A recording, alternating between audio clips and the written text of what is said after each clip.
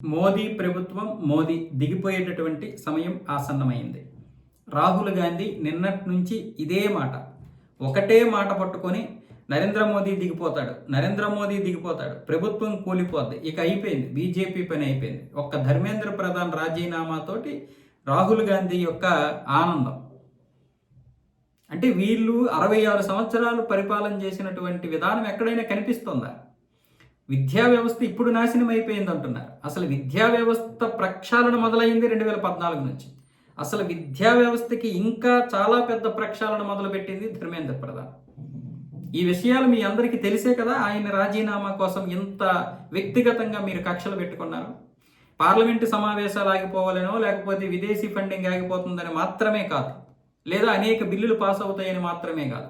ధర్మేంద్ర ప్రధాన్ మీరు నమ్మినటువంటి వారు, మీరు పూజించినటువంటి వారి యొక్క చరిత్రను మార్చేశాడు. విద్యా వ్యవస్థలో ఆనాటి పాలకుల యొక్క దీన్ని మార్చేశాడు. ఆనాడు మనల్ని ఏదైతే పాలకులు స్వార్థంతో పరిపాలించి దేశాన్ని కొల్లగొట్టి ముక్కలు చేసేశారో, మనల్ని చంపి మన యొక్క దేవాలయాల్ని మసీదులుగా మార్చేశారో, మన యొక్క దీని మీద ఏదైతే చరిత్ర మీద దాడి చేశారో, అది ముస్లిం రాజులు కావచ్చు, బ్రిటిష్ వాళ్ళు కావచ్చు, ఆ చరిత్రని పూర్తిగా మార్చేసి నిజమైనటువంటి చరిత్ర ఏంటో, మన యొక్క రాజులు ఎవరో, మన యొక్క దేశం కోసం పోరాడినటువంటి వారు ఎవరో, అలాంటి వారి యొక్క జీవిత చరిత్రని ముందు పెట్టాడు. ఆ విద్యా వ్యవస్థ కోసం మీరు ఈరోజు పోరాడుతున్నారు కదా. అలాంటి వారి యొక్క జీవితాలను మార్చేశాడు కాబట్టి మీ కోసాలు కదిలిపోతున్నాయి, కాబట్టి పిల్లల మెదడులో మంచి మంచి చరిత్ర గురించి తెలుస్తుంది, కాబట్టి విద్యార్థులందరూ కూడా మన దేశ చరిత్ర తెలుసుకుంటున్నారు, కాబట్టి మీరు అనుకున్నటువంటి వారి యొక్క చరిత్ర పూర్తిగా సమసిపోతుంది. కాబట్టి మీ యొక్క బాధ అన్న విషయం కూడా ఇక్కడ చాలామందికి ఎరుగు.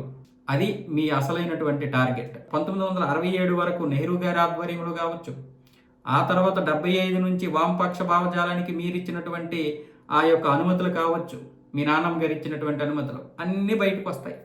అవి జనాలందరికీ తెలుసు.